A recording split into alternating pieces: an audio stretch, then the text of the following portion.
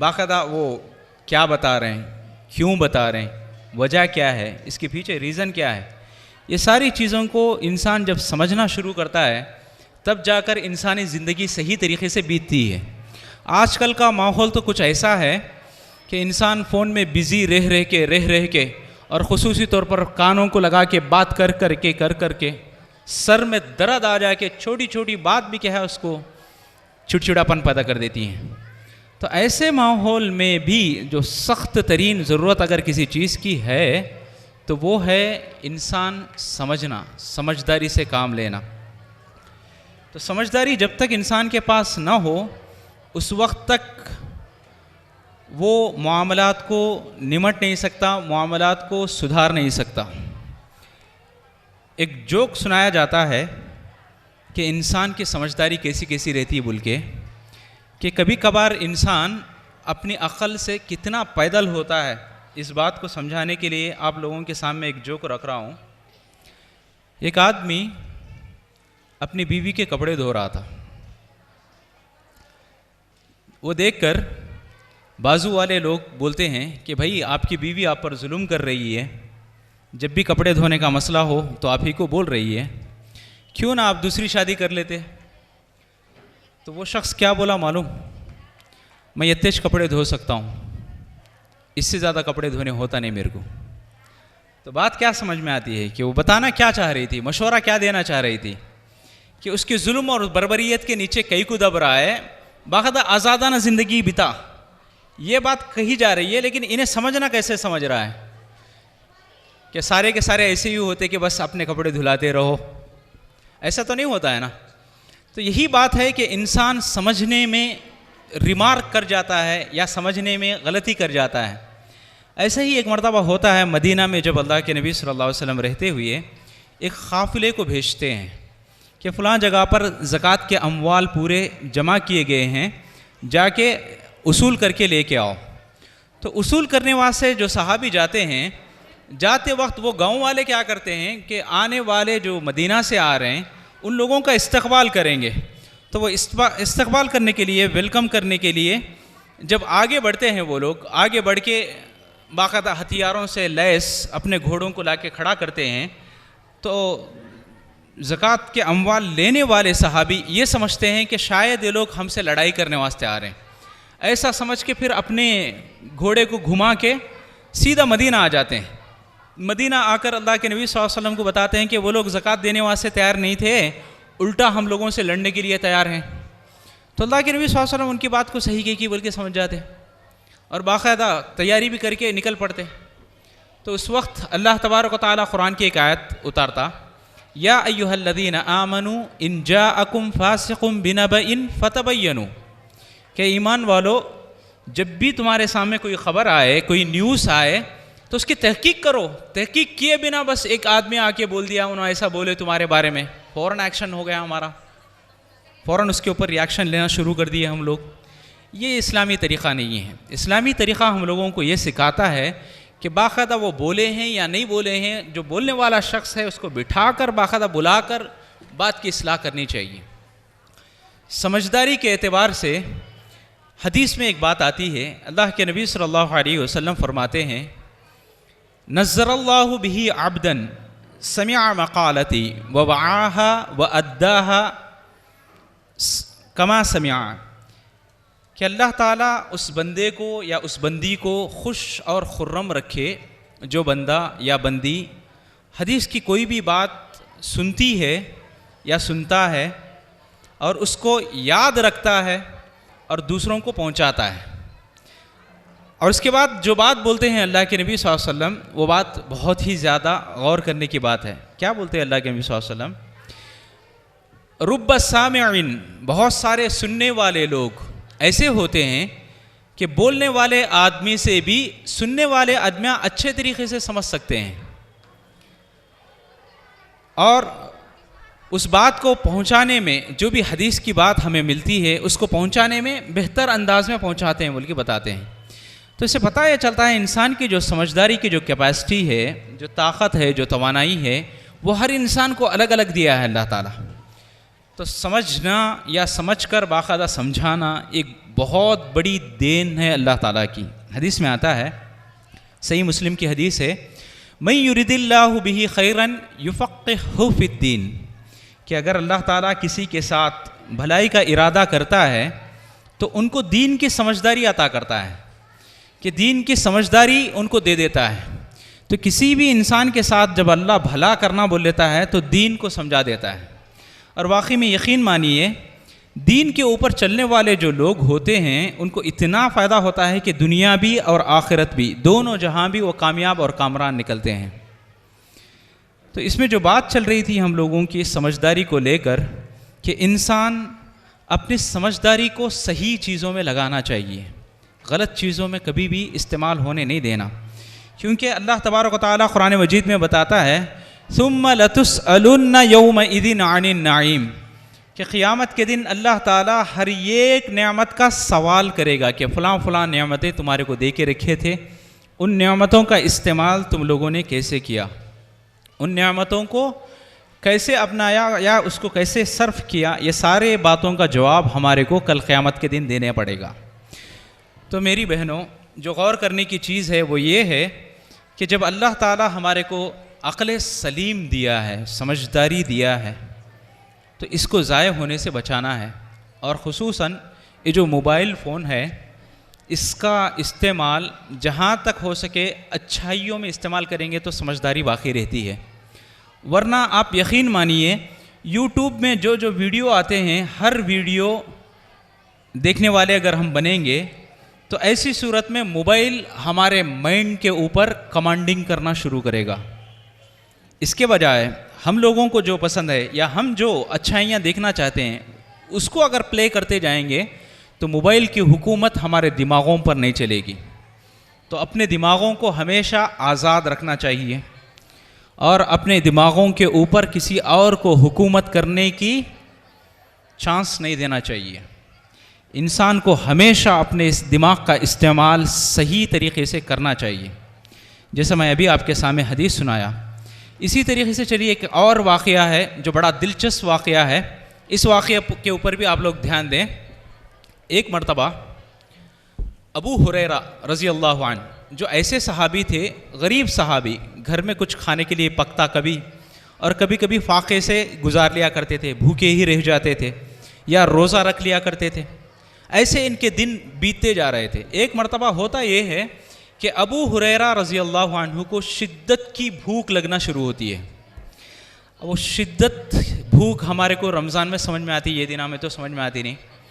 तो बहरहाल शिद्दत के साथ जब लगती है तो किसी सहाबी को बोलकर खाना मंगवा लें या खाएं, उनके साथ मेज़बान उनको बनाएं, ये सोचकर पहले टारगेट बनाते अबू बकर सिद्दीक़ रज़ी अल्लाहु अन्हु को। जैसे ही अबू बकर सिद्दीक़ रज़ी अल्लाहु अन्हु सामने आते तो अबू हुरैरा उनसे सवाल करते, वला तामुन इल्ला वला यहुज़्ज़ु अला तामिल मिस्कीन, इस आयत का मतलब क्या हज़रत बोल के पूछते।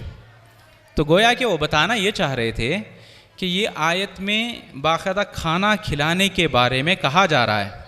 तो अबू बकर बात समझ जाएंगे कि खाना खाने के सिलसिले में अबू हुरैरा मुझसे सवाल कर रहे हैं, ऐसी बात वो समझेंगे बोल के आयत का तर्जुमा पूछते। तो अबू बकर सिद्दीक़ रज़ी अल्लाह अन्हु समझते नहीं बात को, सिर्फ वो आयत का तर्जुमा बोल देते और आगे बढ़ जाते। तो सेकंड टारगेट बनाते उमर बिन ख़त्ताब रज़ी अल्लाह अन्हु को, ताकि उनको ये बात बोले तो उन्होंने समझते ही कि। जैसे ही उमर रज़ी अल्लाह अन्हु करीब आते, उनको बोले तो उन्होंने भी सिर्फ आयत का तर्जुमा तशरीह करके आगे बढ़ जाते। अभी इनसे बात हो के पलटने वाले ही होते हैं, पीछे से अल्लाह के नबी सल्लल्लाहु अलैहि वसल्लम उनके खांदे पर थपकी देकर बोलते हैं, चलो अबू हुरैरा आज हमारे घर में खाना खाएंगे थे आप। तो उस वक्त अबू हुरैरा बोलते, मेरे नबी को मैं मुंह खोल के बोलने की ज़रूरत नहीं पड़ती थी कि अल्लाह के नबी मैं भूखा हूँ। तो समझ लिया करते थे अल्लाह के नबी सल्लल्लाहु अलैहि वसल्लम, ये बात बताते हैं। तो हम लोगों को भी चाहिए कि बाकायदा हम घर के बड़े हों या घर के छोटे हों या किसी घर के बहू हों या किसी घर की बेटी हों, तो हमारी एक ज़िम्मेदारी बनती है कि सामने वाले को समझें कि बाकायदा उनको खाने की ज़रूरत है, पानी पीने की ज़रूरत है, या बीमार हैं तो दवाइयों की लेने की ज़रूरत है। तो ये सारी चीज़ों का ध्यान रख के इंसान अगर ज़िंदगी बिताना शुरू करेगा तो यकीन जानिए घर नहीं वो जन्नत बन के रहेगा इंशाअल्लाह। और अल्लाह के नबी सल्लल्लाहु अलैहि वसल्लम इसीलिए दुनिया में किसी को भी सबसे ज़्यादा खैरु मताअ दुनिया का लक़ब किसी को नहीं दिया, सिर्फ ख़वातीन को दिया है। अल्लाह के नबी सल्लल्लाहु अलैहि वसल्लम बोलते हैं अद्दुनिया कुल्लुहा मता, दुनिया सारी की सारी फ़ायदा उठाने की चीज़ है। व खैरु मताअ दुनिया अलमरअतु सालिहा, इस दुनिया में सबसे ज़्यादा अगर कोई फ़ायदा देने वाले हैं तो वो सिर्फ ख़वातीन हैं बोलने की बात बोलते हैं अल्लाह के नबी सल्लल्लाहु अलैहि वसल्लम। तो इससे भी अंदाज़ा लगता है कि आज के दौर में वाकई में जिस चीज़ की बहुत सख्त ज़रूरत है वो है समझदार ख़वातीन, जो मुआशरे में ये मोबाइल की वजह से कमी आ रही है उनमें, वो कमी आने नहीं देना है। बाकायदा ख़ुद भी समझदार बनना है अपने घर के लिए, और जो भी हमारे पहचान में जान पहचान में रहते हैं उनको भी समझदार बनाने की कोशिश करना है। एक बाबा के पास एक खातून जाती है, जाकर अपने शोहर की शिकायत करती है। क्या बोलकर? मेरे शोहर जब भी घर आते हैं मुझसे लड़ाई करते रहते हैं, ये मामला रोज़ रोज़ चलते ही रहता है हम लोगों के घर में। तो बाबा क्या किए, एक छोटा नींबू, एकदम छोटा नींबू, जो मुंह में रखने पर आदमी बात करना चालू करे तो बात ना निकले, ऐसा एक नींबू बाबा उस खातून के हाथ में रखे और बोले जब भी तुम्हारा शौहर घर में आए ये नींबू उठा के बाकायदा अपने मुंह के अंदर डाल लो। तो वो खातून पहले दिन जैसे ही शौ घर आए तो नींबू उठा के मुंह में रख लिए, लड़ाई हुई नहीं उस दिन, दूसरे दिन भी लड़ाई हुई नहीं, ऐसा कई दिनों तक लड़ाई नहीं हुई। बाद में बाबा को जाको पैसों पे पैसे देते गए, लेकिन यहाँ समझने की बात थी, क्या थी, ये खातून बहुत कुछ बोला करती थी जिसकी वजह से शोहर गुस्से में आके लड़ी हुई झगड़ा हुआ करता था। अगर बोलते ना थे तो झगड़ा नहीं होता था। बाबा की हिकमत क्या थी कि खातून को चुप करा दें, तो उस वजह से वो क्या कर दिया था कि नींबू लेके रख लो आप, तो रखने की वजह से चुप्पी बनी हुई थी। वो चुप्पी बनने की वजह से क्या समझ रहे थे, बाबा का कमाल है, तो बाबा का कुछ भी कमाल नहीं था उसमें। तो यही मामला होता है कि इंसान अगर समझदार हो तो हर चीज़ को समझते जाएगा, वरना ना समझ रहा तो ऐसी सूरत में घर को जहन्नम बन जाएगा घर इंसान का। चंद दिनों से मियाँ बीवी के दरमियान बात नहीं चली गए थे, तो थोड़ी देर के बाद शौ क्या किए, टार्च लेके घर में ढूंढना शुरू करे गए थे। तो बीवी फ़ौरन पूछी गए थे क्या ढूंढ रही जी? तो शोहर बोला कहते आपकी ज़बान ढूंढ रहा था, अब मिल गई।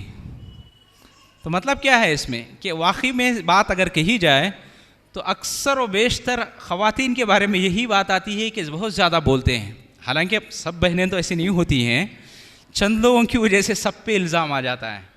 बल्कि एक मुकाबला भी मुझे याद आ रहा है कि झूठ बोलने के लिए मुकाबले को तैयार किया गया, तो हर आदमी आकर झूठ बोलते जा रहा था, किसी आदमी के झूठ के ऊपर यकीन नहीं आ रहा था इन्हें झूठ बोल रहा बोल के। लेकिन एक आदमी आके बोला जिसके झूठ बोलने पर सब लोग इत्तेफाक रखे, और वो झूठ क्या बोला कि 4-5 ख़वातीन बैठे थे, बातें किए बगैर बैठे थे। तो ये भी मिसाल मशहूर है। तो बहरहाल खुलासा कलाम यही है कि जहाँ तक हो सके समझदारी का जो मामला है ये हमेशा ख़वातीन अगर अपनाएंगे तो इंशाअल्लाह घरा या कौम या हमारी जो मिल्लत है ये बहुत आगे बढ़ सकती है। एक साइंसदान कहता है रिसर्च के बाद कि ख़वातीन जो फ़ैसला लेती हैं, मर्द हजरात का फ़ैसला उतना सही साबित नहीं होता है जितना सही साबित ख़वातीन का फ़ैसला होता है। ख़ुसूसी तौर पर घरेलू मामले में, मुआशरती ज़िंदगी के मामले में, किराए का घर शिफ्ट करने के मामले में, एक गांव से दूसरे गांव जाने के मामले में, ऐसे जो भी मामलात होते हैं इसमें जो ख़वातीन फ़ैसला लेती हैं वो फ़ैसला बहुत ही ज़्यादा अहम होता है बल्कि साइंस आज कहती है। और अल्लाह तबारक व तआला भी इस मामले में ख़ुसूसी तौर पर एक बात ये बोलता है लैसा ज़करु कल उन्सा, कि कोई भी मर्द औरत की तरह हो ही नहीं सकता, कि जो सलाहियतें अल्लाह तबारक व तआला ख़वातीन के अंदर रखता है वो सलाहियतें मर्द हजरात के अंदर नहीं होती हैं, बोलता अल्लाह ताला। क्यों? इसलिए कि जो शादी ब्याह का जो मामला होता है जिसमें सिर्फ कबूल किया बोलने की वजह से एक ख़ातून बाकायदा अपना घर बार, अपना परिवार, अपना गांव, अपना सब कुछ छोड़कर एक ऐसे घर में पनाह लेती है सास जिससे कभी जान पहचान हुई नहीं, शोहर जिससे कभी मुलाकात न थी, ननन जिसको जानती बूझती नहीं, इन लोगों के साथ ऐसा रह लेती है जैसे बहुत पुराना रिश्ता हो, इस तरीके से सलूक बन जाता है। तो ये सलाहियत सिर्फ़ और सिर्फ अल्लाह ताला औरतों के पास ही रखा है, ये सलाहियत किसी को अल्लाह ताला दिया नहीं है। तो ऐसी तमाम सलाहियतों से मुसल्लह बनाकर अल्लाह ताला दुनिया में कायनात में ख़वातीन को भेजा है। तो ये तमाम जो सलाहियतें अल्लाह ताला दिया है, इसके ऊपर गौर फिक्र करेंगे। एक आदमी कहता है हर इंसान को चाहिए कि हर दिन रात में सोने से पहले बैठकर एक पेन लेकर लिखना चाहिए कि अल्लाह ताला की कौन सी नेमत है जिसका मुझे शुक्र अदा करना चाहिए, अल्लाह का शुक्र बजा लाना चाहिए। अगर ऐसा लिखना शुरू करेंगे तो हर दिन 10-10 लिखते जाएंगे तो ज़िंदगी ख़त्म हो जाएगी, लेकिन अल्लाह ताला की जो नेमतें हमें मिली हैं वो कितने हैं, वो दोस्तों गिनती ख़त्म नहीं होंगी। तो अल्लाह ताला ऐसे कई एहसानात हम लोगों पर किया है, तो उन एहसानात का सही इस्तेमाल ही हकीकत में अल्लाह ताला की शुक्रगुजारी है। तो बहनों, जो बात मैं आप लोगों के सामने रखने की कोशिश कर रहा हूँ वो यही कि आज मुआशरे में समझदार लोगों की बहुत कमी है। इसको हम और आप सब के सब मिलकर बाकायदा मुआशरे के अंदर एक समझदारी जो दीन देता है, जो इस्लाम हमें सिखाता है, वो समझदारी लाने की कोशिश करना चाहिए। तो खैर चलिए,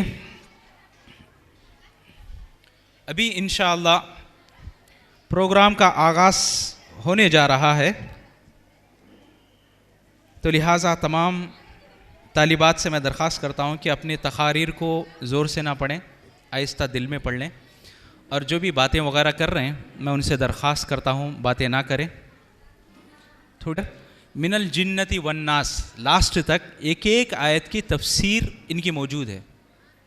अल्लाह के फजल करम से बहुत कम लोग, बल्कि एक गिन सकते हैं उंगलियों में, कि इतने आलिमान की तफसीर वीडियो की शक्ल में मौजूद है। बल्कि उनमें से सरे फहरिस्त अल्हम्दुलिल्लाह आज की जो सदारत करने वाले हैं मौलाना सनाउल्लाह मदनी साहब, इनकी A to Z कुरान पूरी तफसीर मौजूद है। चलिए मैं आप लोगों से एक सवाल कर लूँ, जवाब देंगे आप लोग?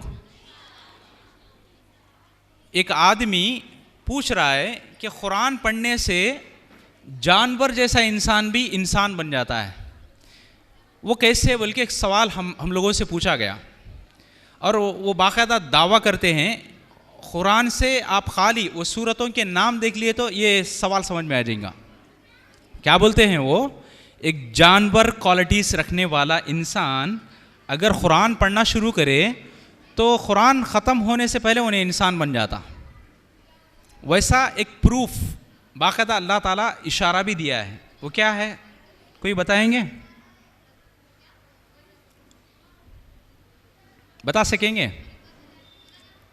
खैर मैं ही बता देता हूँ, हो सकता है आप लोग बोलते होंगे लेकिन फिर भी थोड़ा क्या है सुनाई नहीं देगा वहाँ से यहाँ तक।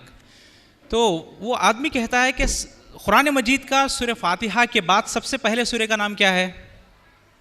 बकरा। बकरा का माना क्या है? जानवर। कुरान का सबसे आखिरी सूरह का नाम क्या है? नास। माना क्या है? लोग या इंसान। तो गोया के एक जानवर एक इंसान बन जाता है कुरान की वजह से। तो इसीलिए एक शेर भी है, क्या बोलकर, ये राज किसी को नहीं मालूम के मोमिन, ये राज किसी को नहीं मालूम के मोमिन खारी नज़र आता है लेकिन हकीकत में है कुरान। तो कुरान एक ऐसी चीज़ है जिसको पढ़ने की वजह से, बल्कि अल्लामा इब्न तैमिया बताते हैं, खाली कुरान के जो वर्ड्स हैं, अल्फाज, खाली उन अल्फाज को देखे या हाथ से छुए तो इंसान के दिल को एक इत्मीनान नसीब होता है, एक सुकून मिल जाता है, एक राहत मिलती है। कुरान कलाम ही कुछ ऐसा है कि जिसको ये छुआ या जिसके साथ इसका रिश्ता बना तो वो बहुत ही ज़्यादा बुजुर्गी वाला बन गया। जैसे रमज़ान में आया तो रमज़ान पूरे महीने में बहुत ज़्यादा बुजुर्गी वाला बन गया। जिस रात में आया कुरान, वो रात को लैलतुल क़द्र का लक़ब दिया गया। जो फ़रिश्ता लेकर आया उसको जिब्राइल अमीन का लक़ब दिया गया। जिस नबी पर लाया गया वो इमामुल अंबिया थे। तो हर लिहाज से, और जिस शहर में उतारा गया मक्का, उसको क्या बोला जाता है? उम्मुल खुरा, हादल बलदिल अमीन बोलता अल्लाह ताला। तो वो लिहाज से कुरान का रिश्ता किस किस से जुड़ा कि उसकी कदर व कीमत बढ़ गई। अगर हम चाहते हैं कि हमारी भी इज़्ज़त और वक़ार बढ़े, तो हम लोगों को भी चाहिए कि हम कुरान से रिश्ता जोड़ कर रखें। जितना हमारा कुरान के साथ रिश्ता जुड़ा रहेगा, उतनी ही कदर व मंजिलत हमारी बढ़ते रहेगी। तो ये बात को जहन में रखिए। तो जो सदर साहब आने वाले हैं, माशाअल्लाह कुरान की पूरी तफसीर रखे हैं। इसके अलावा पीस टीवी में भी बहुत ज़्यादा काम किए हैं, और पीस इंटरनेशनल इस्लामिक स्कूल्स जो कि चेन्नई में है, मुंबई में है, और बड़े बड़े जो शहरा हैं उसमें है, और वहाँ का सिलेबस बड़ा टफ़ सिलेबस है, और साथ ही साथ पढ़ाई भी बड़ी ज़बरदस्त चलती है। वैसी जगह में अल्हम्दुलिल्लाह बहैसियत मुदर्रिस भी मुल्क साहब क्या है काम किए हैं, और आजकल क्या है मुंबई में ही रहते हैं, और अक्सर व बेशतर आप देखेंगे कई बयानात इनके ऐसे रहते जिसमें इंसान को बोर नहीं मारता। जैसा मेरा बयान सुनते हुए आप बोर महसूस कर रहे हैं, वैसा बोर उन लोगों के बयान में नहीं आता है। बहुत बेहतरीन और मंझा हुआ तरीक़ा इस्तेमाल करते हैं। और एक ख़ासियत मौलाना की ये है कि माशाअल्लाह सवालिया अंदाज़ में बयान करते हैं। बयान करने का एक अनोखा अंदाज़ मुल्क साहब का ये है कि जब भी बयान करते हैं हमारी लैंग्वेज इस्तेमाल करते हैं। जैसे हमारे बातें कैसे रहती, इदन का उदन उठाना को, इस किस्म के जो अल्फाज दक्कनी वर्ड्स हैं, ये वर्ड्स तक भी माशाअल्लाह इस्तेमाल करते हैं। तो जैसा इलाक़ा रहता है वहाँ पर वैसे बयानात माशाअल्लाह मुल्क साहब के होते हैं। इसके साथ साथ मुल्क साहब क्या है मदीना में पढ़े हैं। मदीना जो यूनिवर्सिटी है, मदीना यूनिवर्सिटी, इसमें इनकी फ़रागत हुई, इसीलिए वो जो टाइटल दिया जाता ना सनाउल्लाह मदनी साहब बोल के, तो उसी वजह से है। इनकी पहली तालीम आके बिहार में पटना के आसपास हुई थी। बाद में आकर इसमें क्या बोलते हैं मोहम्मदिया मालेगांव, महाराष्ट्र का एक गांव है मालेगांव बोल के, वो जगह में पूरी आलिमियत करे थे उन्होंने। उसके बाद फिर मदीना गए थे। तो बहरहाल जो शख्सियत आ रही है माशाअल्लाह बहुत ही इल्मी शख्सियत है, जिनके बयान से हमारे को काफ़ी फ़ायदा होगा इंशाअल्लाह। कुछ ऐसी बातें जानने को मिलेंगी जो हमारी जानकारी में ना होंगी इंशाअल्लाह। तो इसके साथ साथ आप लोगों को इंशाअल्लाह आज के जलसे में जो तालिबात हैं मदरसा जामिया तज़कियतुल बनात, जिसके बारे में आप लोगों में से अक्सर लोग जानते होंगे कि इंशाअल्लाह उसका भी तारुफ़ आएंगा आप लोगों के सामने। तो वो तालिबात भी जो तकरीरें करने वाले हैं, तकरीर भी माशाअल्लाह अलग अलग उन्वान पर है। सब लोगों की तकरीर एक ही टॉपिक पर नहीं है, टॉपिक अलग अलग हैं, जिसमें हमारे को पता चलेगा कि जहन्नम में क्या कुछ हो सकता है, तक़वा किसको बोलते हैं, और इंसान को तौहीद कैसे समझना चाहिए, और रसूलुल्लाह सल्लल्लाहु अलैहि वसल्लम की शान रहमत इस इंसानियत के लिए क्या थी। और इसी तरीके से एक इंसान को अपने दिल की पाकी सफाई कैसा करना चाहिए, और जहाँ तक हो सके दिल में वसवसा डालने वाले शैतान के जो भी चोर दरवाज़े बन सकते हैं वो तमाम दरवाज़ों को कैसे बंद करें। और इसी तरीके से इंसान का जो अहम काराकुडू बोलते हैं ना, वो ज़रिया होता है इंसान का ज़बान, तो उसकी हिफाजत कैसे करें। और इसी तरीके से इंसान के अंदर कौन सा भी काम करना हो तो नहीं सो चीज़ क्या, सब्र नहीं है। क्या बात बोलो, सब्र नहीं रहता इंसान के पास। अब देख लीजिए रोडां के पास कि इंसान इतनी तेज़ी के साथ जाना शुरू करता है कि थोड़ी देर के लिए रेड लाइट क्या पड़ी कि जैसे ही ग्रीन बनी तो फ़ौरन भाग जाना बोल के सोचता है। तो आज वाकई में इंसान के पास जो चीज़ नहीं है वो क्या बोलता, सब्र। क्या है वो, इन्नल्लाह मास साबिरीन। अच्छा, आप लोग इन्नल्लाह मास साबिरीन का तर्जुमा अगर जान चुके हैं तो हादा मिन फजली रब्बी का भी माना जानते होंगे। हादा मिन फजली रब्बी, वो जो लगाते हैं ना बिरवे के ऊपर, घरां के ऊपर, उसका माना क्या है, ये मेरे रब का फ़ज़ल है। एक आदमी क्या किया था कि बीरवे के ऊपर हादा मिन फजली रब्बी लगाकर अंदर सोना वगैरह रखा था। चोर भी पढ़ा लिखा था, सुन्ना पूरा चुरा ले को हादा मिन फजली रब्बी निकाल को इन्नल्लाह मास साबिरीन लगा डाला, सब्र करो अल्लाह तुम्हारे साथ है बोल को। तो बहरहाल सब्र आज के दौर में सही मानों में बोलना हो तो इंसानों के पास हैश नहीं। जहाँ तक हो सके जल्दबाजी, क्या काम करे तो भी जल्दी। बहरहाल वो तकरीर भी आप लोगों के सामने आने वाली है माशाअल्लाह। तो ऐसे अनावीन हैं जिसको सुनने के बाद वाकई में आज के दौर में क्या कुछ चल रहा है, दौर हाजिर के फितने क्या क्या हैं, उसको भी आपको निशानदही कर दी जाएगी। बड़ी खुशी की बात यह है कि इसमें तेलुगु तकरीर भी है भाई, अल्हम्दुलिल्लाह। तेलुगु ज़ुबान के अंदर भी आप लोगों को समझाया जाएगा कि तेलुगु तकरीर इतनी ज़बरदस्त है कि आज के माहौल में हम अपने आप को अजाबों से, बलाओं से और जो भी फ़िरका वाराना फ़साद है उससे कैसे अपने आप को बचा सकते हैं, ये सारी बातें तेलुगु में रखी जाएंगी आपके सामने। और बड़ी खुशी की बात है कि अंग्रेज़ी में भी तकरीर है अल्हम्दुलिल्लाह, और वैसे अरबी में भी तकरीर है अल्हम्दुलिल्लाह।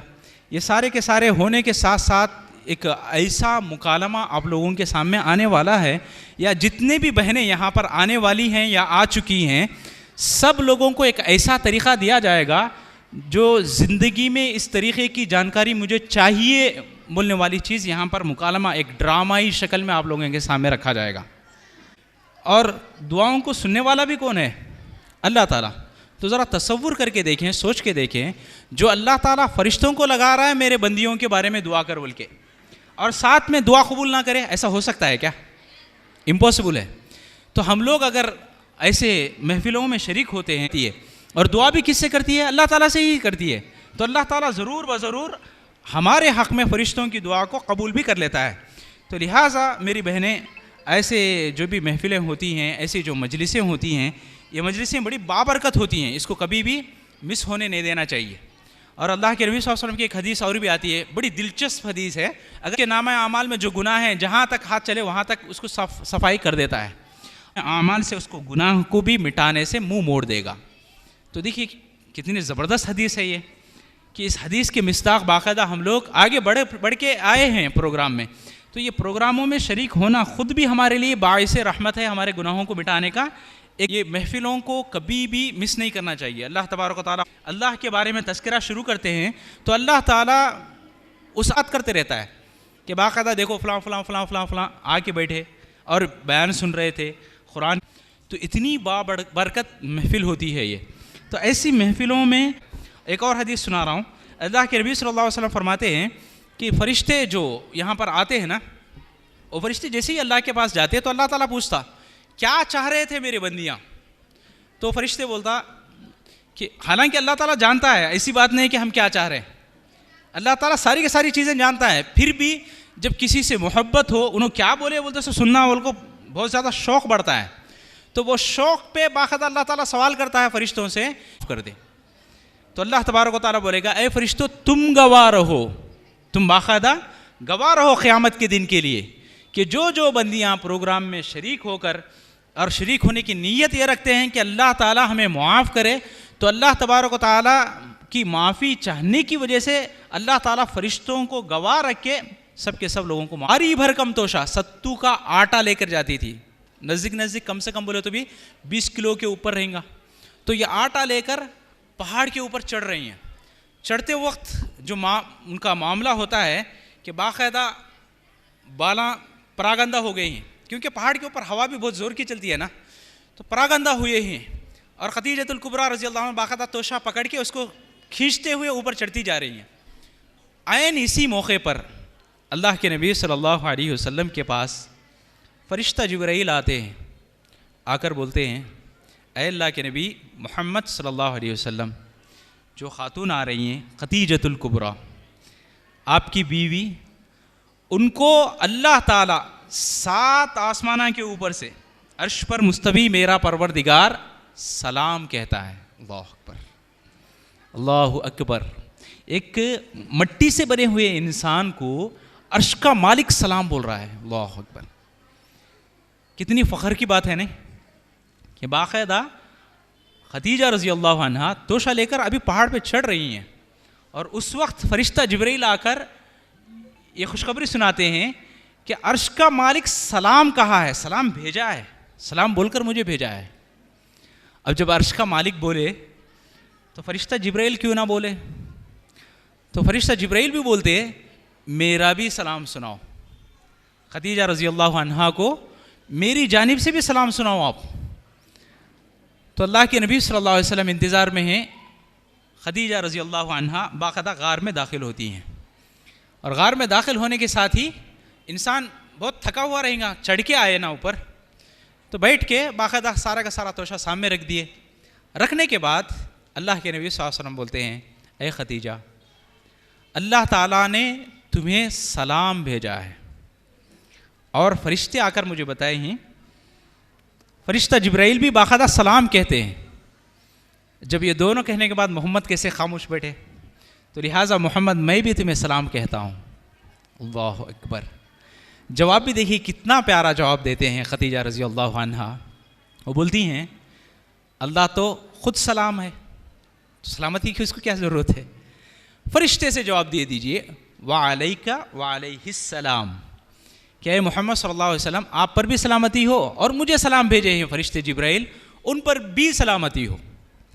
तो ज़रा देखिए एक खातून को कहाँ से सलाम आ रहा है, अल्लाह अकबर, और सलाम भी कौन भेज रहा है। तो ये सब के सब चीज़ें मिलती हैं बस इखलास नीयत के साथ दीन इस्लाम को फॉलो करने में, दीन इस्लाम को अपनाने में और दीन इस्लाम को अपनी ज़िंदगी में लाने में। दरख्वास्त करता हूँ कि अगर बच्चे आप लोगों के साथ हैं तो नज़र रखें बच्चों पर, ताकि इधर उधर गुम ना जाएं। वैसे आजकल का ज़माना तो गुम होने देता नहीं इंशाअल्लाह, फिर भी क्या है अपनी नज़र बच्चों के ऊपर जमाए रखें और साथ ही साथ बच्चों को गड़बड़ी करते हुए ज़रा जितना हमसे हो सकता है कोशिश करें। और साथ ही साथ पानी वगैरह आप लोगों के पास लाकर मुहैया किया जाएगा, तो लिहाजा आप लोग ख़ास तौर पर उठ के इधर उधर जाने की कोशिश ना करें। बाकायदा आप इशारे से जो वॉलंटियर रहेंगे उनको बोल देंगे तो इंशाअल्लाह आपकी खिदमत के लिए ही वॉलंटियरी दी गई है। तो सिर्फ़ और सिर्फ 4 या 5 तालिबात इस वॉलंटियरी को अंजाम दें, बाकी जो भी हैं सब के सब बड़े अदब के साथ, बड़े एहतराम के साथ बैठे रहें। इंशाअल्लाह प्रोग्राम की कार्रवाई का आगाज़ होने जा रहा है इंशाअल्लाह। और दूसरी चीज़, अगर आप लोगों के पास मोबाइल फ़ोन है तो कोशिश करें स्विच ऑफ करने की। नहीं, स्विच ऑफ करने से कुछ मसाइल खड़ सकते हैं क्या, तो साइलेंट करके रख दें कम से कम। तो साइलेंट मोड में रखें या स्विच ऑफ मोड में रखें और कोशिश ये करें कि अर्जेंट, एकदम अर्जेंट रहा तो बात करें ज़रूर, मना नहीं है उससे, लेकिन अर्जेंट अगर कॉल ना हो फिर भी बात कर लेते बैठ गए। यहाँ पर हम बात कर रहे हैं, वहाँ पर आप बात कर लेते बैठ गए, तो मामला क्या है किसी के पल्ले नहीं बैठेगा। इस वास्ते बेहतर यही होगा कि कोशिश हमारी यही रहे कि शुरू से लेकर इख्तिताम तक बाकायदा सब लोग जो भी बयान करते हैं उनके तकारीर से इस्तिफ़ादा हासिल करें, फ़ायदा हासिल करें। अगर नहीं इधर उधर तवज्जो दे के हम बयानों के ऊपर तवज्जो रखेंगे तो ऐसी सूरत में आधी सारी बात आ जाएगी। वो कौन के साहब थे जो बयान में सुने थे गदे अस्तगफिरुल्लाह बोलो, कब कब बोलो, बोले जमाई आए तो उनके सुनने आया जमी आया तो सुन ले के जाके घर में जब भी जमाई आ रहा है अस्तगफिरुल्लाह बोलते हैं। जमाई देखे तो अस्तगफिरुल्लाह बोल रहे हैं, ये क्या भाई। जमाई सोच रहा अपनी जगह पे, क्या भाई बूढ़े आदमी जाते जाते अस्तगफिरुल्लाह ज़्यादा बोलते जा रहे हैं। तो फ़ौरन अपनी बीवी को बोला क्या हुआ कि तेरे बाप को, मेरे को देखे सारा अस्तगफिरुल्लाह बोल रहा है, ऐसी बात बोल दिया। तो बाकायदा बेटी गई, क्या अब्बू तुम्हें तुम्हारे जमाई देखो अस्तगफिरुल्लाह बोलती हैं। तो मैं क्या भी बोलता नहीं माँ, मौलवी साहब बोले थे बयान में, मौलवी साहब बोलती हैं बोल कुछ मैं बोल रहा हूँ सो। तो जमाई भी ससरा भी दोनों भी गुस्से में सीधा मौलवी साहब के पास चले गए। क्या जी मौलवी साहब तुम्हें जुम्मा के बयान में बोले नहीं क्या। जमाई देखे, जमाई आए रहेगा तो अस्तगफिरुल्लाह बोल को बोले नहीं क्या। तो मौलवी साहब बोले गए थे जमाई, ये जमाई बोला समय, वो जमाई नहीं बोल को बोले गए थे। तो इंसान क्या है तवज्जो अगर एक तरफ रखेगा तो ऐसी सूरत में पूरी बात समझने की कोशिश कर सकता है। तवज्जो अगर इधर उधर हमारी मबजूल होती रहेगी तो बात सही से समझ में नहीं आएगी। कहा जाता है जो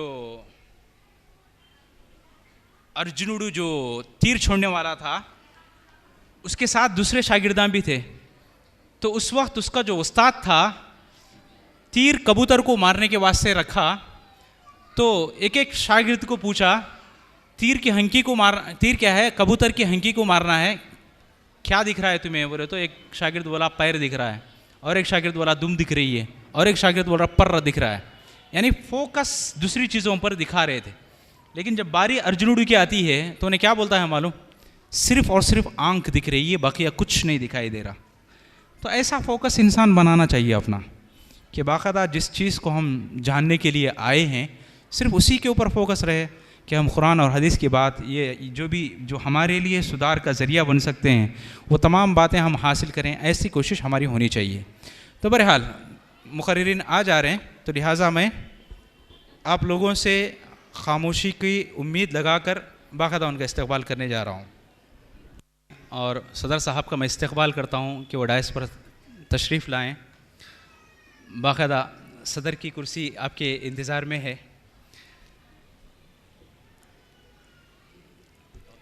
अल्हम्दुलिल्लाह। मसऊदा बिनते दादा बादशाह या अबुल हसन आएंगे और तिलावत कलाम पाक से इंशाअल्लाह प्रोग्राम का आगाज़ करेंगे।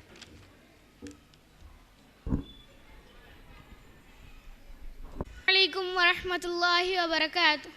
बिल्लाहि मिनश शैतानिर रजीम। बिस्मिल्लाहिर रहमानिर रहीम। हुवल्लाहुल लज़ी ला इलाहा इल्ला हू आलिमुल ग़ैबि वश्शहादति हुवर रहमानुर रहीम। हुवल्लाहुल लज़ी ला इलाहा इल्ला हू अल-मलिकुल कुद्दूसुस सलामुल मुअ्मिनुल मुहैमिनुल अज़ीज़ुल जब्बारुल मुतकब्बिर। सुब्हानल्लाहि अम्मा युश्रिकून। हुवल्लाहुल खालिकुल बारिउल मुसव्विरु लहुल अस्माउल हुस्ना युसब्बिहु लहु मा फिस समावाति वल अर्द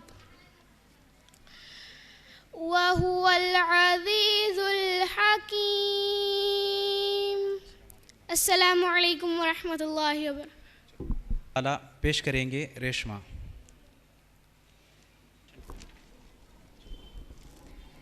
हमदे सारा है सुम्बुलो रेहा अंजुमो माहो मेहरे ताबा शम्मे शबिस्ता सुबह दरख़शा जिन्नो मलाइक इंसा हैवां अल्लाहु अल्लाह सुब्हानल्लाह सुब्हानल्लाह सुब्हानल्लाह।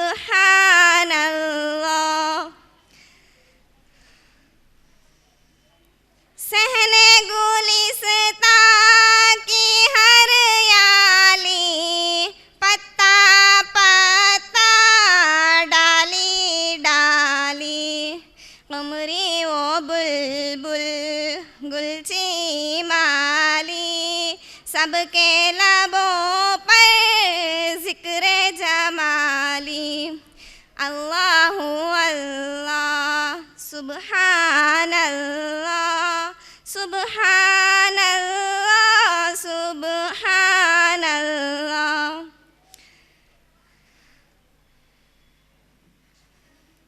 आंधी बारिश बिजली बादल दरिया सहरा गुलशन जंगल फूल कली फल गुंचा को पर नगमा सरा है हरदम हर पल अल्लाहु अल्लाह सुब्हानल्लाह सुब्हानल्लाह सुब्हानल्लाह।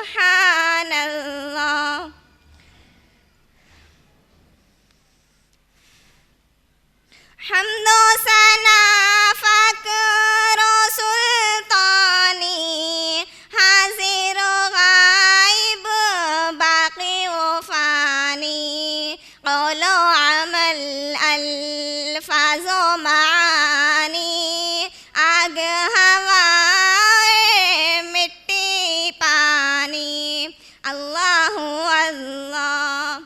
सुबहानल्लाह सुबहानल्लाह सुबहानल्लाह। अस्सलामु अलैकुम वरहमतुल्लाहि वबरकातुहू। तो बहारों ने लुटाई खुशबू, आप आए तो बहारों ने लुटाई खुशबू, फूल तो फूल थे कांटों से भी आई खुशबू। मैं इस वक्त हिंदुस्तान की एक ऐसी मशहूर शख्सियत का तारुफ़ आपके सामने करने जा रहा हूँ जो दर हकीकत मुहताज तारुफ़ नहीं है।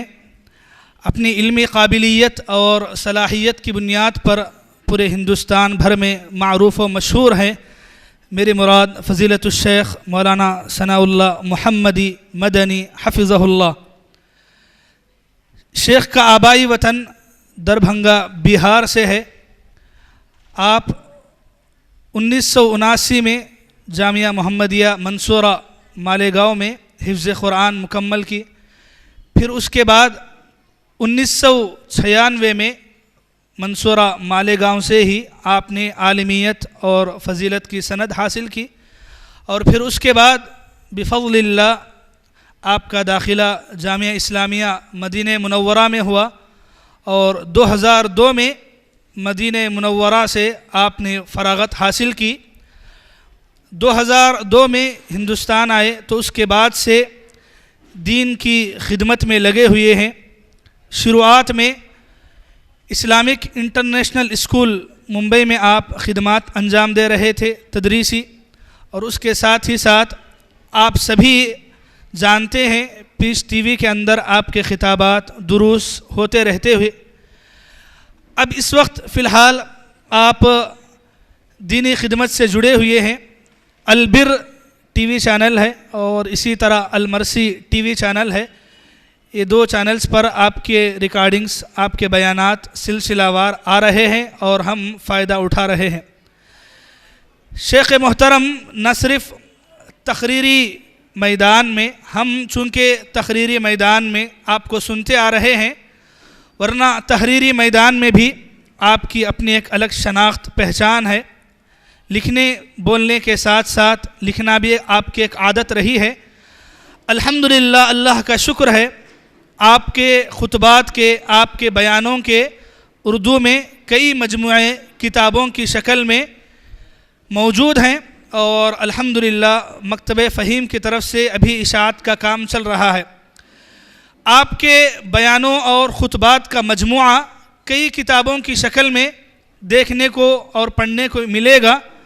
इस वक्त निदाए ख़तीब, नवाए ख़तीब, बज़्म ख़तीब, पैगाम ख़तीब, इस नाम से आपके खुतबात के मजमुए किताबों की शक्ल में है। और इसके अलावा अरबी ज़बान में मुख्तसर सी तकरीरें भी आपने लिखी हैं। अज़हारुल ख़तीब के नाम से एक किताब शाये की गई जिसमें आपने बच्चों के लिए अरबी ज़बान में काफ़ी मुफीद तकरीरें लिखी हैं। आज हमारे लिए ये खुशकिस्मती है हमारी कि हमारे इस इजलास में शेख मोहतरम का आना हमारे लिए बहुत बड़ी सआदतमंदी की बात है, बल्कि हमारे लिए और इस जामिया तज़कियतुल बनात के लिए एक यादगार रहेगी। शेख सनाउल्लाह मदनी हफ़िज़हुल्लाह का हमारे इस इजलास में शिरकत और आपका हमारे साथ बैठना, अल्लाह करे कि जन्नत में भी आपके साथ हमारा निभाए और अल्लाह ताला हम तमाम को जन्नत में ऐसे ही हमें खिदमत का मौका अता फ़रमाए। मोहतरम ख़वातीन, शेख मोहतरम हिंदुस्तान भर में आपके दावती दौरों पर, इस्लाही बयानात पर आपके सफ़र लगातार होते रहते हैं। शेख के बारे में हम क्या कहें। मैं बस आखिर में एक शेर के ज़रिए से अपने पैगाम को रखना चाहूँगा। शेख सनाउल्लाह मदनी हफ़िज़हुल्लाह दीन और दावत की खिदमत में इस तरीक़े से लगे हुए हैं। शायर ने कहा, मेरी ज़िंदगी का मकसद औरों के काम आना, मेरी ज़िंदगी का मकसद औरों के काम आना, मैं चराग़ रह गुज़र हूँ, मुझे शौक़ से जलाओ। अल्लाह ताला से दुआ करते हैं अल्लाह ताला शेख मोहतरम की उम्र में बरकत अता फ़रमाए, आपसे दीनी और मिली खिदमात लेता रहे, सेहत व आफ़ियत की दौलत से आपको माला माल फ़रमाए। व आखिरु दअवाना अनिल हम्दुलिल्लाहि रब्बिल आलमीन। अस्सलामु अलैकुम व रहमतुल्लाहि व बरकातुहू। तकारीर का सिलसिला शुरू होने जा रहा है। इंशाअल्लाह सबसे पहले मुखर्रिरा होंगे आयशा बिनते इमाम हुसैन, ये नंदल ही के रहने वाले हैं। इनका उन्वान है तौहीद का फैज़ान और शिरक का नुकसान। तो इस उन्वान के तहत इंशाअल्लाह आपके सामने तकरीर पेश करेंगे आयशा बिनते इमाम हुसैन।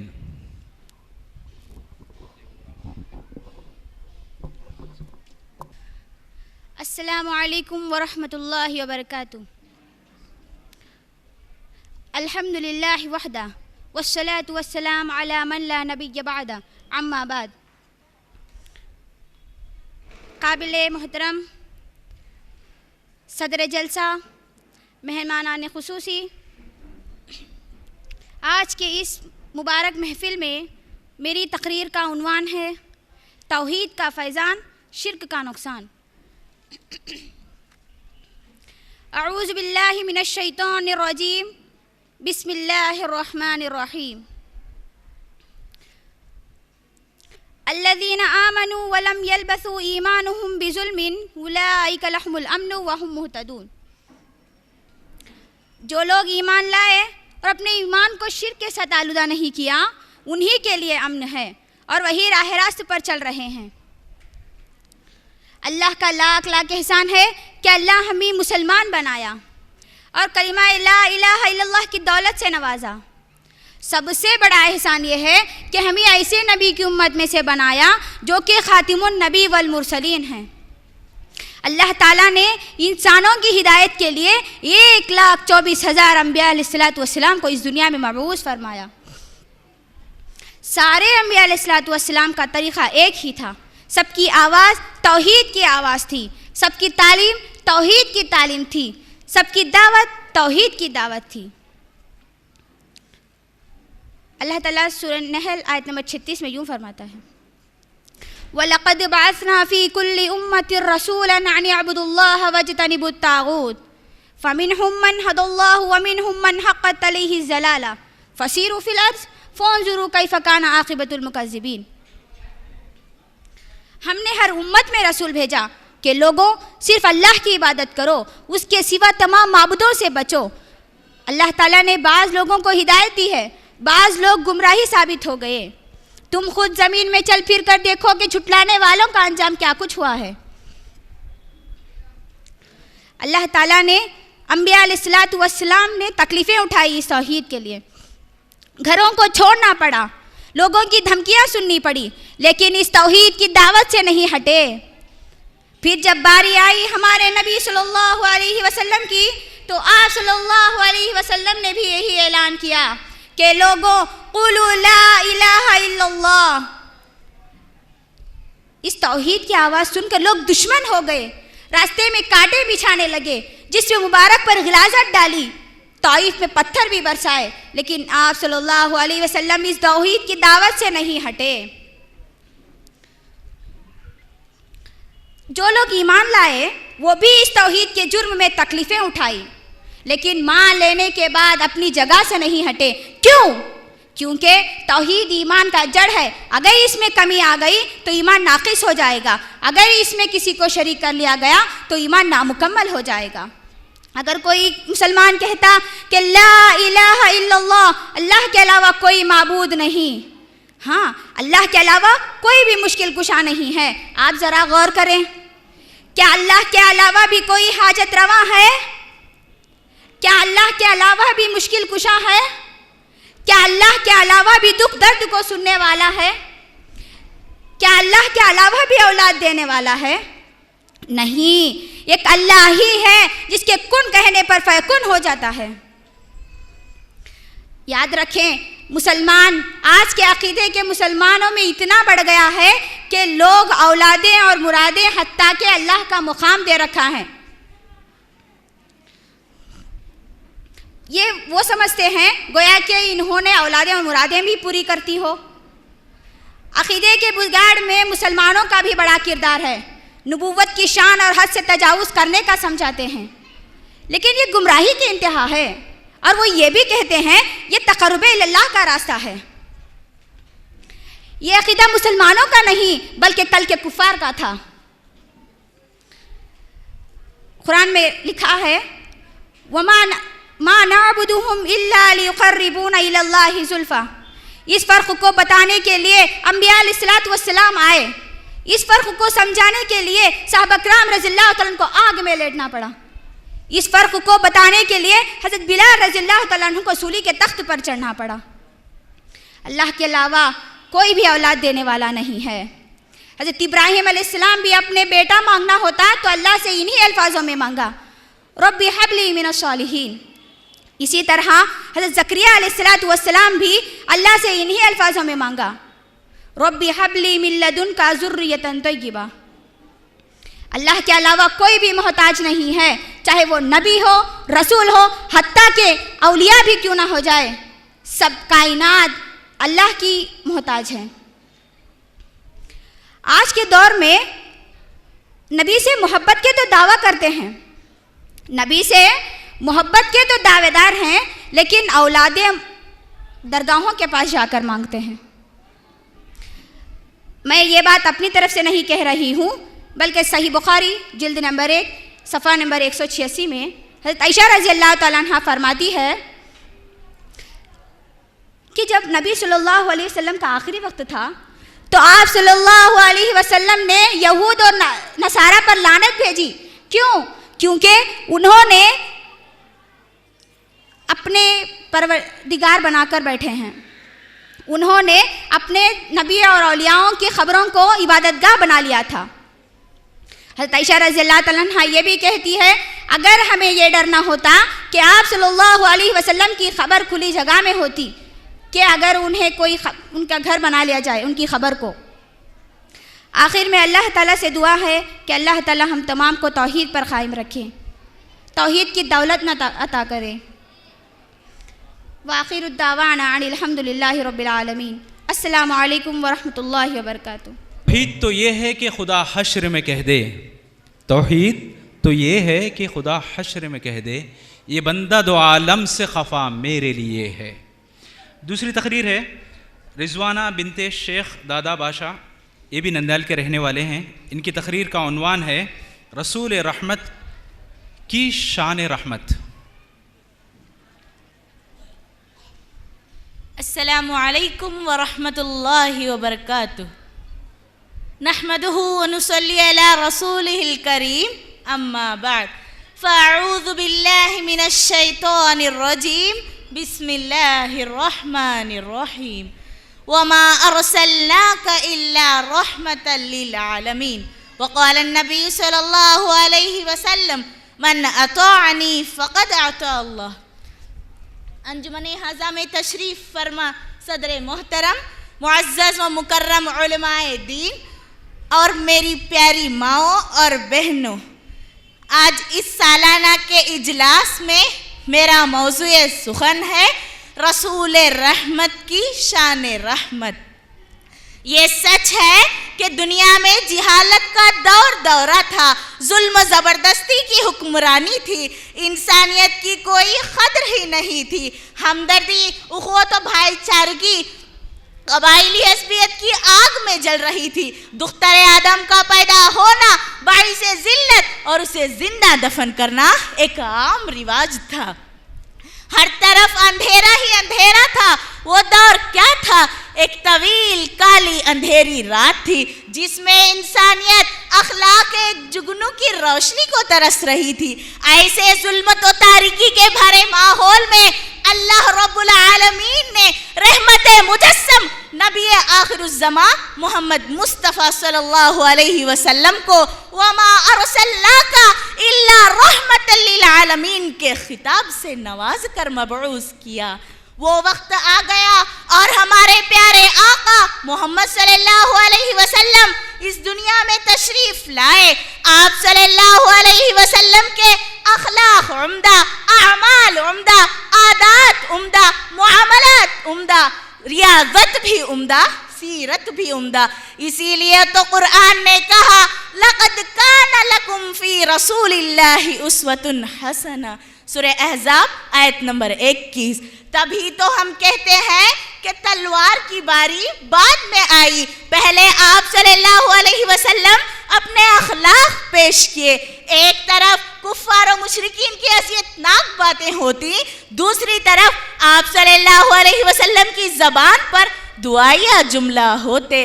किसी शायर ने क्या ही खूब कहा है, जालिम से लिया जुल्म का बदला न किसी वक्त, जालिम से लिया जुल्म का बदला न किसी वक्त, मारा भी तो अखलाक की तलवार से मारा। नबी रहमत की जिंदगी के कमालात के मुख्तलिफ पहलुओं को खुद कुरान ने जगह दी।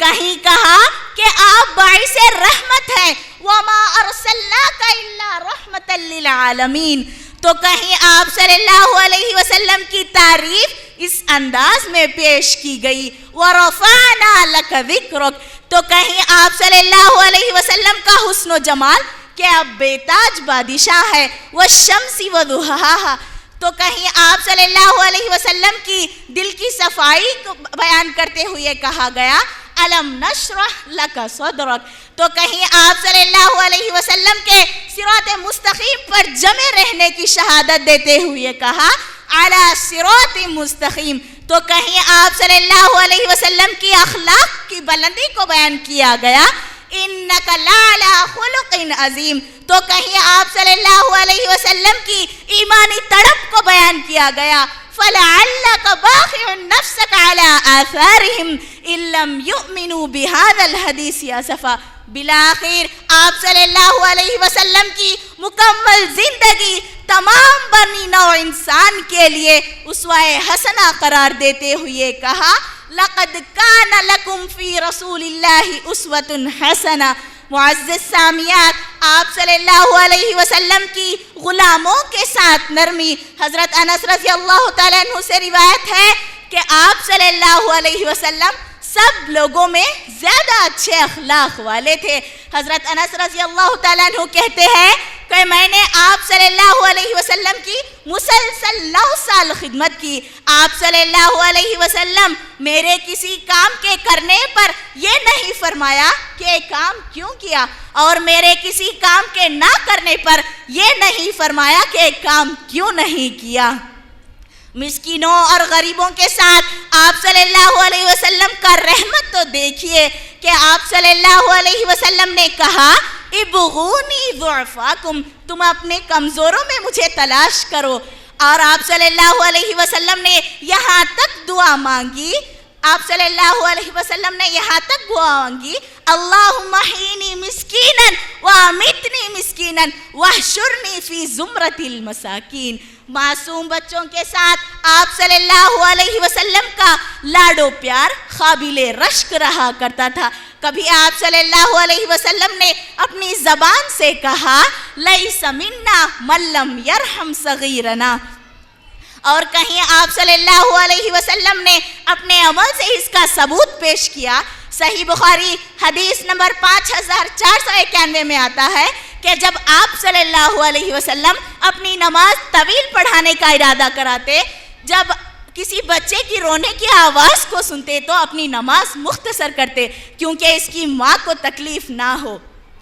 आप सल्लल्लाहु अलैहि वसल्लम की रहमतें, मोहब्बतें, शफ़क़तें सिर्फ मुसलमानों के लिए ही ख़ास नहीं थी, बल्कि आप सल्लल्लाहु अलैहि वसल्लम काफिरों के साथ भी रहमदिली से खुद पेश आते और दूसरों को भी इसका हुक्म देते थे। आप सल्लल्लाहु अलैहि वसल्लम ने फरमाया, मन क़तल मुआहिदन लम यरिह राइहतल जन्नह, जिसने किसी ज़िम्मी मुआहिद को कत्ल किया उसे जन्नत की खुशबू भी नसीब नहीं होगी। खुलासा कलाम ये है कि आप सल्लल्लाहु अलैहि वसल्लम की ज़िंदगी अव्वल ता आखिर रहमत ही रहमत थी, लेकिन हम क्यों जहमत बने हुए हैं। हम सीरत का रोशन बाब हमें पैगाम देता है कि हम भी पैकरे रहमत बने, अपने गुफ्तार में, किरदार में, आदात में, इबादात में, आमाल में, मुआमलात में, और अपनी खलवत में और जलवत में, और अपनी मईशत में और मुआशरत में, खुलासतन हर कौल व अमल में किरदार रसूल को अपना पैकर माने। सच कहा हाफिज मीरठी ने, तहरीर से मुमकिन है न तहरीर से मुमकिन, तहरीर से मुमकिन है न तहरीर से मुमकिन, वो काम जो इंसान का किरदार करे है। आखिर में अल्लाह ताला से दुआ है कि अल्लाह ताला हम तमाम को आप सल्लल्लाहु अलैहि वसल्लम की ज़िंदगी को आइडियल बनाकर उस पर अमल पैरा होने की तौफीक अता फरमाए। अस्सलामु अलैकुम व रहमतुल्लाहि व बरकातहू।